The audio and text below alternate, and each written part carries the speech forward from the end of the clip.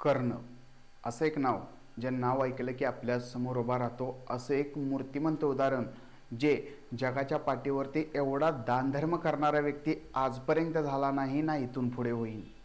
आयुष्याच्या शेवटच्या क्षणापर्यंत जो स्वतःचं कर्तृत्वही मित्राच्या पायाशी दान करून आला, असा हा दानवीर कर्ण. या कर्णाच्या अनेक गोष्टी आजपर्यंत आपण ऐकलेत.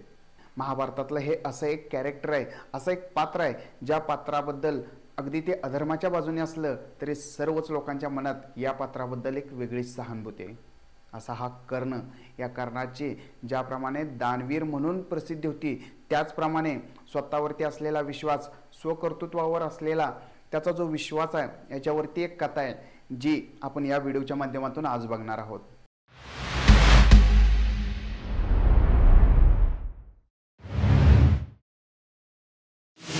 ही कथा ऐकण्यापूर्वी आपल्या मयूर थिंक या चॅनलला सबस्क्राईब करायला विसरू नका.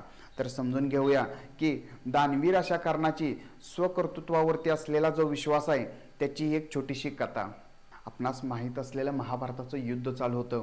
अर्जुन आणि कर्ण एकमेकाच्या समोर येऊन उभं राहून युद्धासाठी तयार झाली होती. वेगवेगळ्या प्रकारची शस्त्र त्यांच्या भात्यात होती आणि अशा शस्त्रांचा वापर करून अर्जुन आणि कर्ण हे जगप्रसिद्ध असे धनुर्धारी एकमेकावरती वार करणार होते.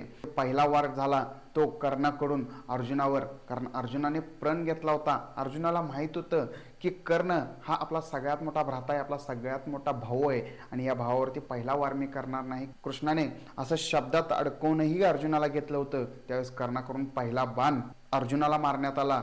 अनेक वेळा अर्जुनाने अनेक तेजस्वी बाणांचा मारा अर्जुनानेही परत कर्णावरती केला. ज्यावेळेस कर्ण बाण मारेल त्यावेळेस अर्जुनाचा फक्त एक तिळभर असा रथ मागे जात असे. मात्र अर्जुनाच्या बाणात एवढं तेज असायचं की कर्णाचा रथ हा कित्येक मैल दूर जाऊन पडायचा. त्यानंतरही कर्ण उभा राहायचा, पुढे यायचा आणि परत अर्जुनावरती वार करायचा. ज्यावेळेस अर्जुनाने श्रीकृष्णाला विचारलं की मी ज्यावेळेस बाण मारतो त्यावेळेस कर्णाचा कित्येक मैल असा रथ जाऊन पडतो, पण त्यानं बाण मारतो, त्याच्या बाणात एवढीही ताकद नाही की तो माझा रथ तिळभरही मागं सारू शकतो. त्यावेळेस कृष्णाने त्यांना उत्तर दिलं की त्यांच्या बाणात एवढी ताकद आहे की संपूर्ण 3 लोकांचा स्वामी म्हणजे मी स्वतः श्रीकृष्ण तुमच्या रथावरती सारथ्य करत असूनही तो तुझा रथ तिळभर मागं सारत आहे. म्हणजे त्याच्या बाणात ताकद किती आहे आणि तो एवढ्यात तुझ्या बाणात ताकद नाही, तो फक्त मैलभरच त्याला मागं पाठवतोय आणि त्यानंतरही तो पुढे येऊन तुझ्या समोर युद्धासाठी उभा राहतोय. कर्णाने एक तेजस्वी बाण काढला आणि तो एवढ्या जोरात प्रहार करून अर्जुनावर सोडला की त्या बाणाची जो वेग आहे आणि त्याचं तेज लक्षात घेऊन श्रीकृष्णाने थोडासा अर्जुनाचा रथ खाली जमिनीत घुसवला. त्या जागी रथ थांबला आणि तो बाण तो अर्जुनाच्या मुकुटाला लागून बाहेर पडला. मुकुट डोक्यावरून खाली पडलं. अर्जुन थोडासा भयभीत झाला आणि मागे जाऊन बसला. त्याच वेळेस कर्णापाशी कसलासा आवाज कुजबुजला. तो होता अश्वसेन नावाच्या एका सर्पाचा, जो सर्प बाणाच्या रूपात कर्णाच्या भ्रातामध्ये बसला होता. तो कर्णाला म्हणत होता, कर्णा अचूक बाण मार, परत एकदा नेम धर आणि त्या अर्जुनाचा भेद कर, मी तुला साथ देतो, मी अचूक जाऊन त्याच्या मस्तकावर लागतो.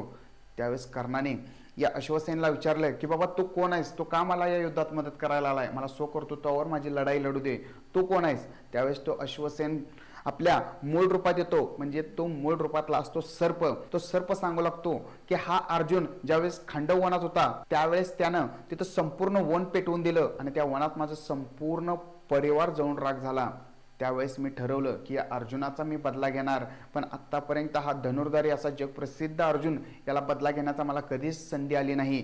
आज ती संधी आली, बाणाच्या रूपात आहे, तू फक्त अचूक नियम धर आणि निशाणा साध, मी त्याच्या मस्तकावर जाऊन लागतो. तूही तुझं कर्तृत्व दाखवून अर्जुनाला परास्त कर आणि मी माझा जो बदला आहे तो पूर्ण करतो. त्यावेळेस कर्ण त्याला उत्तर देतो, मला तुझ्या मदतीची गरज नाही, कारण मला माझं जे कर्तृत्व आहे हे अशा कोणाच्या भरोशावरती दाखवून द्यायचं नाही. मी मेलो तरी चालेन पण स्वकर्तृत्वाने मरेन. असा हा दानवीर कर्ण.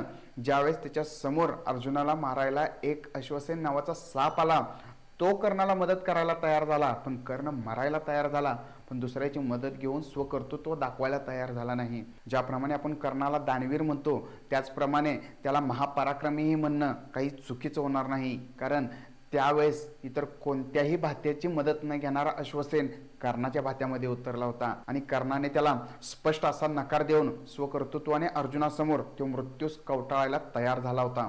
अशा या दानवीर कर्णाबद्दल तुम्हाला काय वाटतं ते मला कमेंटमध्ये नक्की सांगा. हा व्हिडिओ आवडल्यास या व्हिडिओला लाईक, आपल्या मयूर थिंक या चॅनलला सबस्क्राईब आणि या कथेला शेअर करायला विसरू नका.